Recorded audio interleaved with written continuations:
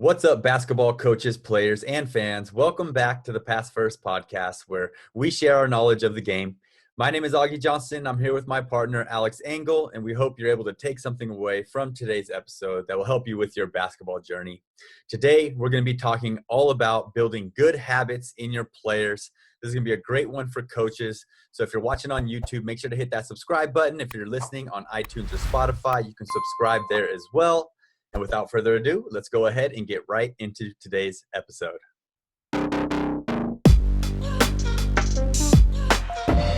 All right, I think we all want to build better habits in our lives or in whatever we're doing. And I think in basketball, it's a good point to bring up because we're constantly avoiding building bad habits and also working towards building good habits. So that's what we're talking about today, you guys. I'm excited for this one.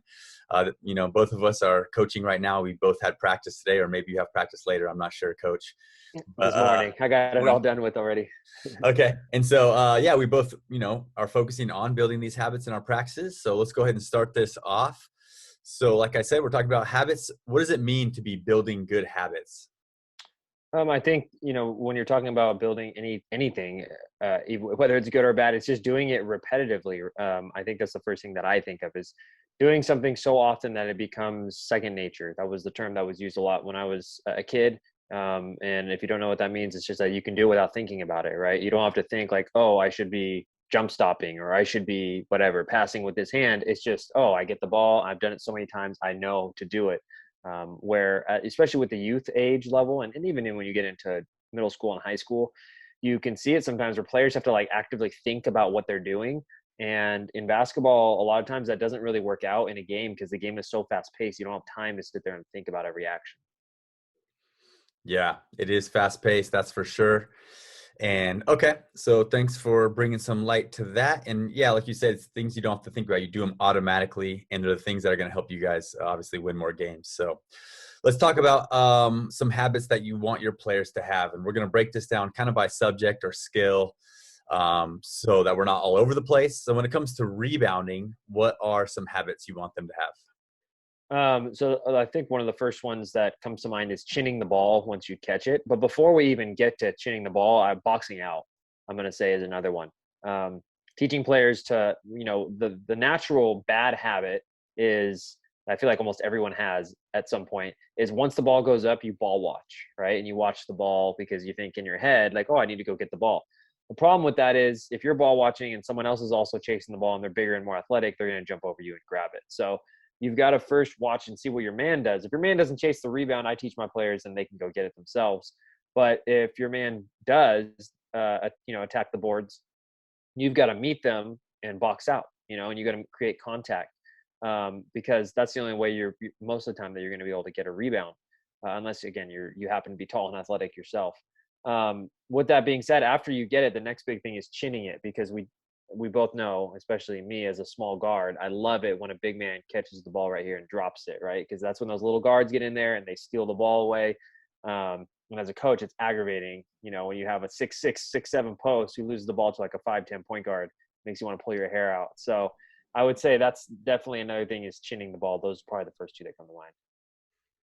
Yeah, and we teach those in our practice as well, hoping our players to build those habits. And some of the ways that we do it, and it's literally like a 1 to 2 minute drill, but I think it just helps build the habit of chinning the ball. And that's just, we get in the line at each elbow, we throw the ball off the glass, you jump up, get your own rebound, chin it, hard pivot, and throw the outlet, and then get in the back of the line. It's such a lame drill that players don't like.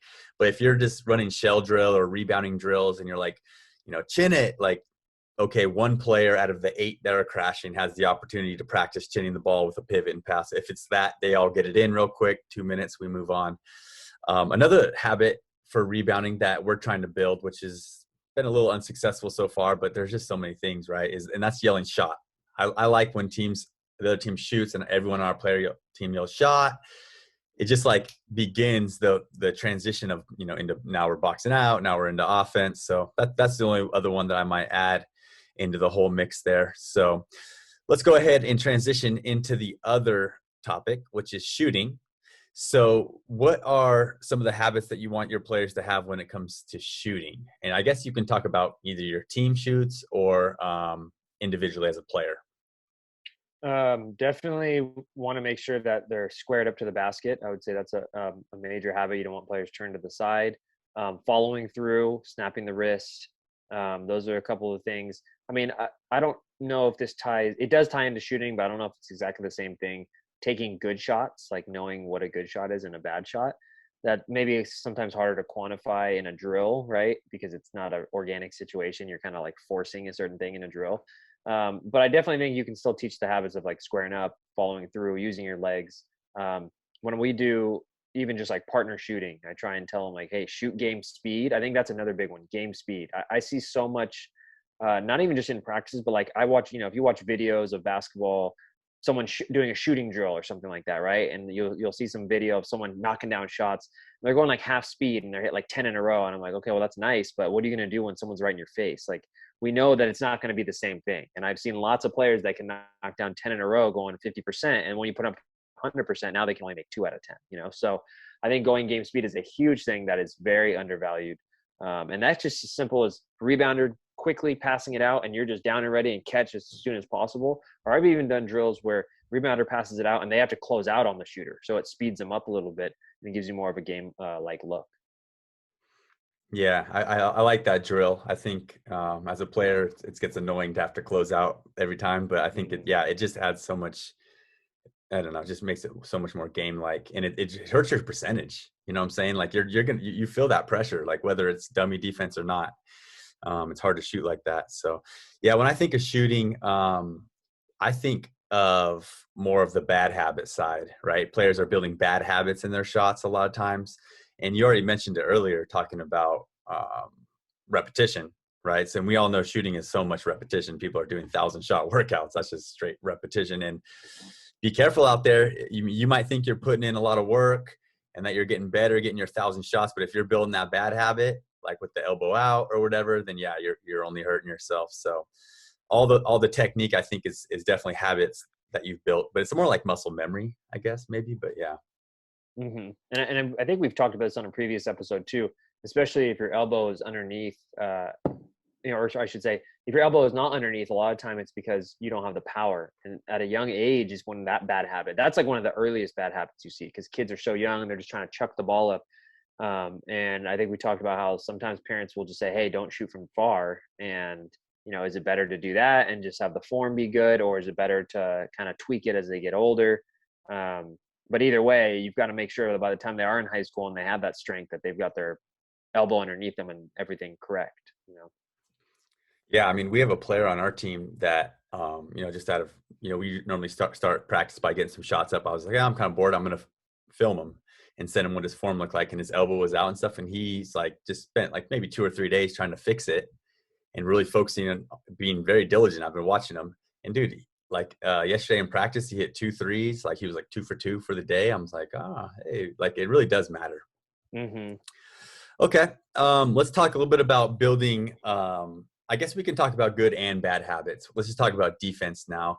So, what are some good habits that you're looking for in your defenders? Definitely sliding your feet and being able to play with your feet instead of your hands. I think I don't want to talk about the bad habits before I get to the good ones, but obviously the opposite of that is going to be your bad habits there. But yeah, like players that can move quickly, they can anticipate.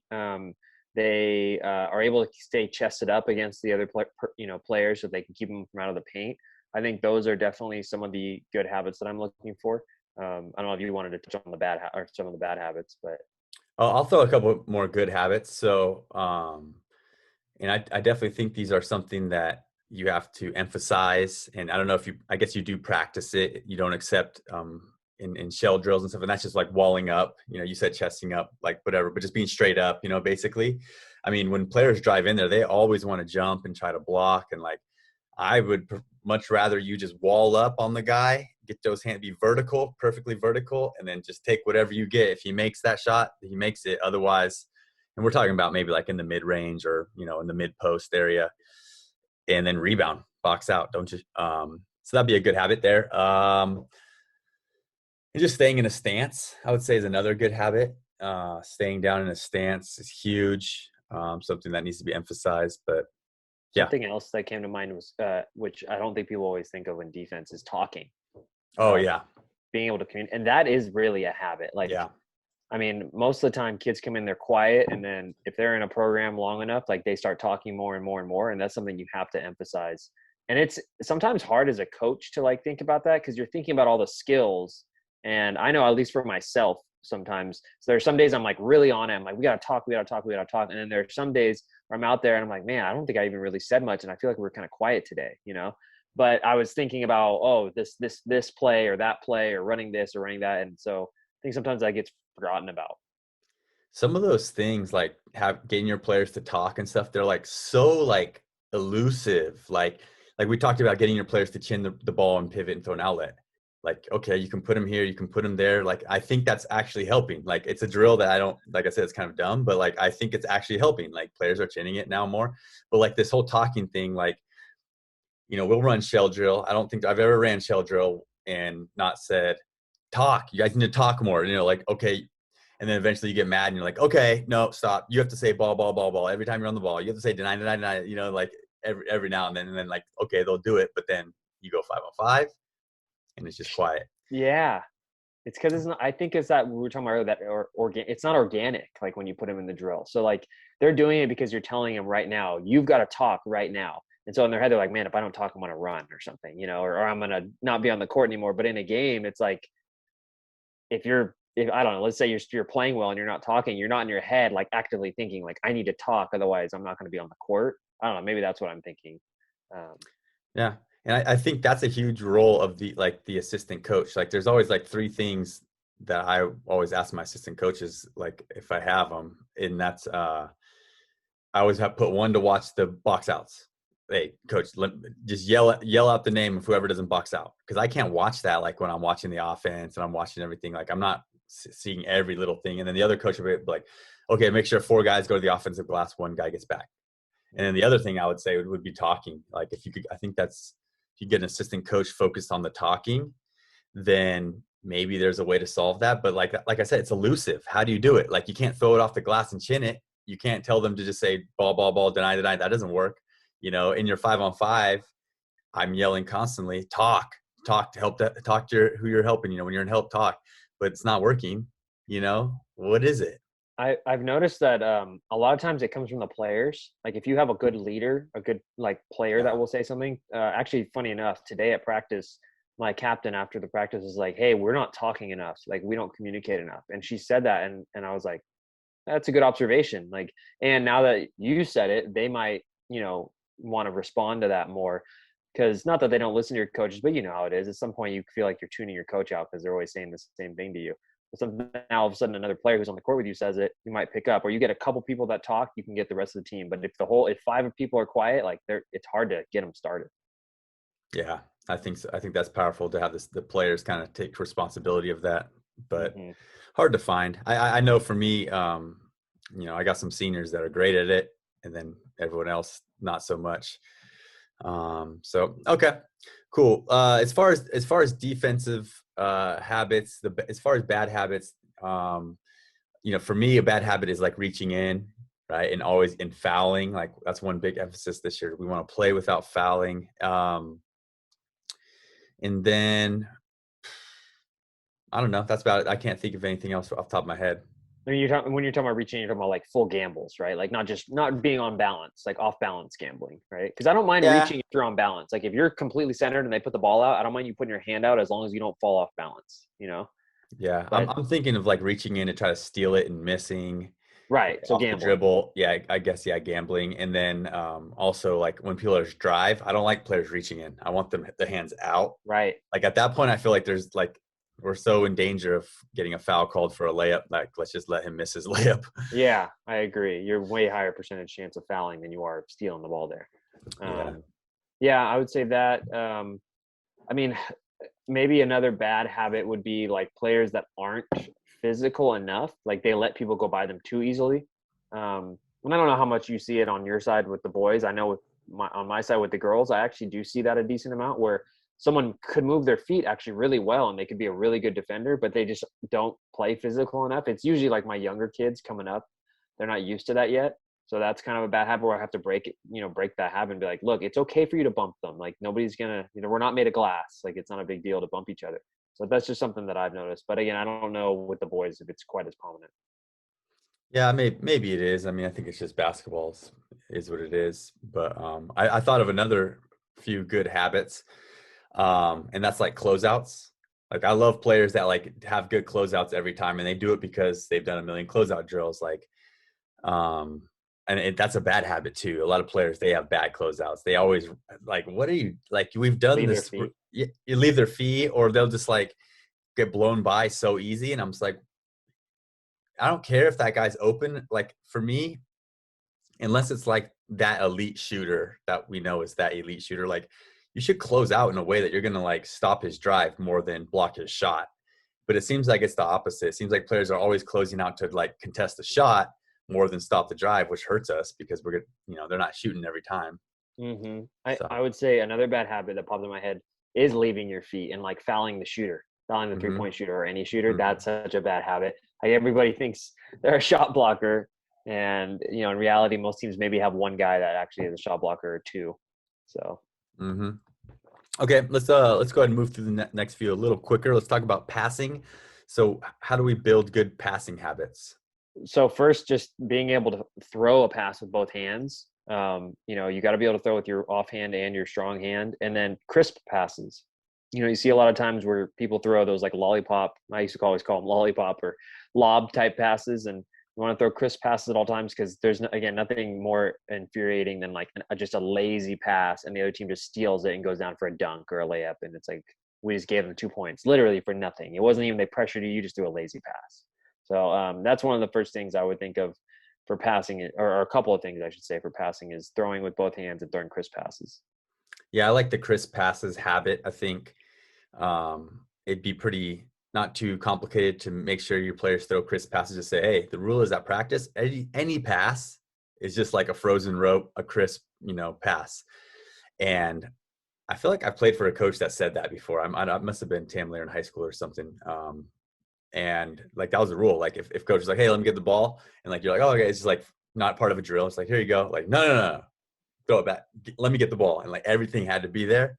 Mm-hmm. I think that's a good fix for that because I do think that's valuable too. Ball Okay. fakes. Oh, sorry, not to cut go you. ahead. Ball fakes. Ball fakes, another one. Being able to throw a ball fake in before a pass. That was one good habit. Yeah, I think you can rep that too in a way. In some kind of drill. Okay, what about dribbling? Well, dribbling, eyes up, being able to see the court. Still see a lot of kids that dribble with their head down. Or one of the main ones I notice is it's weird. They don't look down, like they don't look at the ball, but they don't look up.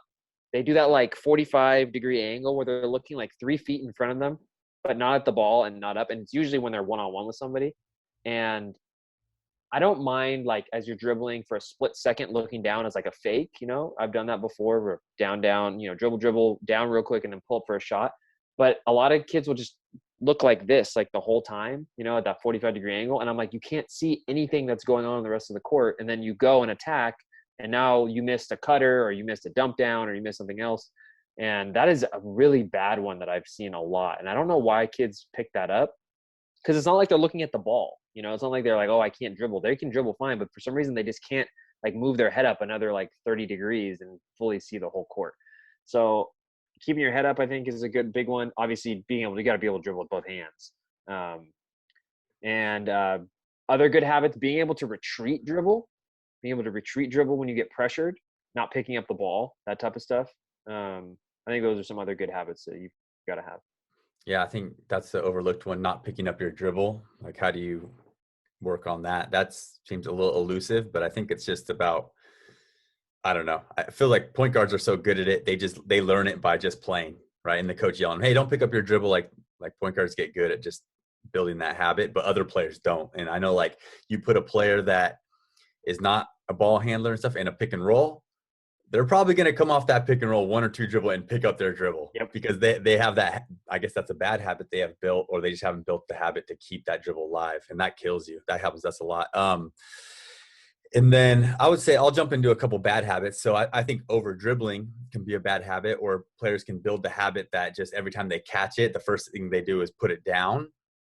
And that's a really bad habit. Normally that's like almost the last option, or even the note never option for some players. Um, but yeah, that I would say definitely bad dribbling can definitely be considered a bad habit. Um, and that's why I like drills where there's no dribble sometimes. Mm-hmm. Okay, what about screening? Is there any kind of habits we should build with screening? I think on the screener side, being setting wide screens, right, is obviously legal, but wide as possible, and then having a strong base, so that you can create a solid wall, and then knowing like the angle that you're setting the screen. If you ever work with players that are not really or are new to screening, they'll like set screens where, all right, come off the screen, and they'll come up and set the screen and their like back is to the ball or something. You're like, well, no. We're trying to go that way. Turn around. Or they're like setting like a flat screen on the wing, and you're like, well, you're not, nobody's going to be guarding that person over there, you know? So just understanding the angles that you can screen. And then the offensive side, or sorry, the ball handler side, like being patient. And I think that is maybe, I think the screening angles are easier to learn, but being patient, so many kids get the ball on the wing and they just want to go, and they don't realize like actually wait for the screen, and now you can dictate where you want to go. You don't have to be in a rush. You know what I mean? So I think that those two things for habits on the screening side. Yeah, and you're talking about on ball pick and rolls, right? On the wing. Yeah. Yeah, I think for me it's even more frustrating on off ball screens. I think on ball pick and rolls, yeah, at least from my team and my experiences, people do rush it, but what I see is off the ball when they rush it, it just happens every time. I don't know how you there's no drill to wait for it. I mean, maybe when you're doing some screening drills, you just make big emphasis on waiting, and if they don't, then redo or something. But yeah, I think that's a huge one for screening. Also, a good habit is that I like, and I was taught growing up, was opening to the ball after you screen. Open to the ball. Also, signaling. We like to fist in the air for the signal. But yeah, these are all good things. Last one. Let's talk about layups and finishing inside. So talk about any good or bad habits. Obviously, the most basic one is finishing with both hands, right? Good habit, being able to finish with both hands. Being able to jump stop, like being able to do both a jump stop and off one foot. So basically being able to play off 1 foot or 2 feet. I've seen a lot of people talk about how playing off 2 feet in the paint is super important. And personally for me, I'm not going to lie, like I was not a huge jump stop user. I'm not saying I never used it, but I wasn't huge on it. I was more of get to my spot and try and go off one, but I could jump stop. So if I really needed to, I could get in the paint, jump stop, pivot, and kick it out, because you are more under control. I think there's a flip side to that. Going off one, you can probably go up a little quicker, so you can maybe beat your man to the spot and go up. But it's also a little bit off balance, or maybe a little more risky, as opposed to jump stopping, where if you have a shot blocker, you can pump fake, get them off their feet, and kick out. So I'd say being able to play off both 1 and 2 feet, being able to use both hands, being on balance around the basket, I'd say is a good habit. So yeah, those are 3 ones that popped in my head. Yeah, those are all good ones. I can relate with the jump stopping. We were talking before this about how, you can say, come on, let's get some more jump stops. And then you might get a jump stop every now and then. But a lot of coaches will get super strict and say, hey, you have to jump stop. And we've been doing that in drills, like all our 5-on-0 drills. We're like running through a set or a press break or whatever. I'm like, hey, you have to finish with a jump stop, shot fake, layup. And that's the thing that I'm trying to build, is the shot fake. That's the habit that I want, because it's just not natural, I don't think, for us to shot fake. So just adding that little tweak, what I'm hoping with it is that it just gets us to the line more. That's kind of the goal with that. Because in the game, it's got to be the player's read, like, off 1, off 2, that's on you. But when in doubt, right, jump stop and shot fake. And you can always kick out at that point and stuff too. And also too, like, when you drive in there and you go off 1 foot, I don't know, for me, it just has to be a for sure thing. Like, it's a decision-making thing, because you don't want to come in there and throw out 3 BS layups and be 0 for 3 to start the game. So, Yeah, I agree yeah. with that. Okay. Anything else you want to add there? No, I think you pretty much hit everything. Okay. So there's so many, we just talked about so many things. And before this, we also discussed about, or actually in a past episode, we just discussed about, sometimes you just don't have time to do work on every situation, every play, every whatever. So let's just say that that's what it's like with habits. So if you could only focus on 3 to 4 habits, which ones would they be? And then how would you kind of go about focusing on them? And I'm just kind of looking at the list that we've gone over about like rebounding, shooting, defense, all that stuff. So I definitely would want to focus on chinning the ball on rebounding. I think that's a really important one because there's going to be so many rebounds in a game, and there's just a lot of opportunities that ball can get ripped out of your hands. So chinning the ball, and I'll go through how on each one of these after I list them. But shooting, I think just the good habits of being squared up and following through, because if you can't shoot, that takes a huge part of your game away. I think screening is really important because you can get open without having to dribble or do a lot of that stuff. And then probably defensive habits, which I know is kind of weird because I'm looking at the list. I'm like, well, I left out dribbling and passing, which are also really important. But I think you can get away with still having a good team by rebounding, by being a good shooting team, by setting good screens, and by playing defense. And you'll have a couple players naturally that handle the ball pretty well and that can pass pretty well, because I just think, main part of the game is dribbling the ball and passing it around. So you're naturally going to get some practice in that.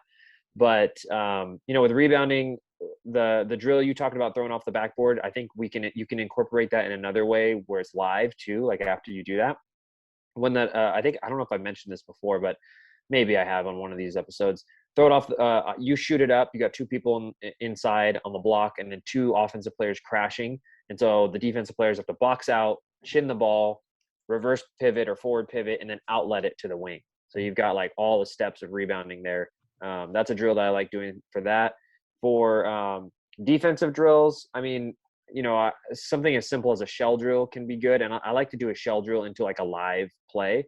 So your shell, and then normally I'll yell go or blow my whistle. And then whoever has the ball will dribble by their player, and everyone has to rotate, and then they're playing live. And so if nobody steps up in time, it's a layup. If not, they step up, and now you're playing 5-on-5 or 4-on-4 or whatever. So that's another way. There's obviously individual ones you can use as well. If you want to work on foot speed, you can just play 1-on-1 from the wing, or, you do little small-sided games too.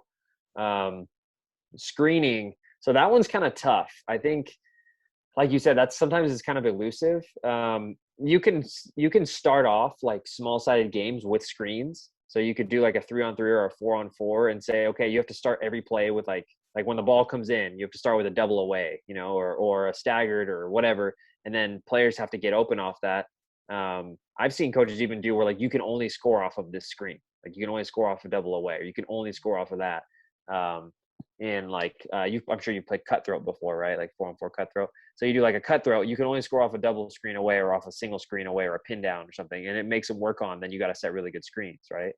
So that, and then what was my last one I had in there? Shooting, and that one I talked about earlier is just, anytime you're doing partner shooting drills or anything, you just got to make sure you're going full speed, kind of like what you talked about with Coach Tanelier. We don't do anything half speed. Everything's got to be full speed. You got to have your feet squared up. You got to have your follow through. Yeah, some players are going to have better shots than others, but at least we're all focusing on that same thing, and it's more likely to improve our shooting percentages overall. Nice. Yeah, the habit in shooting is something that I used to think more on the side of like, it's important to have good shooting form, but there's a lot of good shooters that don't have perfect form. And now I'm kind of switching that up. I'm like, I think I want to start focusing on that with the younger youth kids more. Mm-hmm. But yeah, I think I'm in the same boat as you for most of it. Rebounding, I want to build the habit of my player yelling shot, automatically, finding his player, boxing out, going through the whole progression of chinning and outlet. I want that to be a habit. Also, defensively, I want to build a lot of good habits there. Closeouts, playing with your hands up, like we talked about, walling up, forcing baseline. That's a habit that you have to build if that's part of your defense. And the last one I'll talk about is really just layups. And I already talked about the jump stopping thing that we're trying with more jump stops, shot fakes, build those habits, because I feel like the 1 foot layup is what they do. The reverse layup is what they practice. So they'll do that naturally, but the jump stopping, they don't. So, Mhm. And all right. Yeah, go ahead. I was going to just add in, I think you have to cover everything. Like you have to, at some point, at least once in your season, you have to touch on those habits, right? Like, but you may not have the time to spend a bunch of time on all, I mean, we look at this list, you're not going to have time to cover those habits every practice. Because even if you take 5 or 10 minutes with those, 7 different things there, that's like, 5 or 10 minutes per drill, that's like 60, 70 minutes just on that. And then you got to still put your offense in and your defense and all the other stuff. Like, I think that can be tough. But what I think you can do is touch on everything, maybe once or maybe even twice in a season, and then really focus in on your core stuff. So like for us, we do a lot of pick and roll stuff. So like in our warm-ups before games, we have a drill that's like guard comes off a pick and roll, they get a catch for a shot, the roller gets a layup. So now it's a habit. They're used to screen, roll, open up the correct way, bounce pass, catch, shot, and it's like multifaceted, but it's something we use a lot. So find something that works with your offense and your team, and incorporate it into your warm-up, incorporate it into ways that you warm up for practice. And I feel like that's more likely to make you successful in the long run. Yeah, I like that tip. I feel like if you're doing that in the warm-ups, then that's definitely emphasis you're putting on that. Cool. All right, you guys. I hope you guys enjoyed today's episode talking about habits. They're so important in all we do, and especially in basketball. That's all we got for you guys this week. Thanks again for watching. If you liked today's episode and you're watching on YouTube, please hit that like button. Please subscribe. If you're listening on iTunes or Spotify, you can also leave us a review there or subscribe as well. We come out with a new episode once a week, and we hope to see you guys in the next episode. Peace.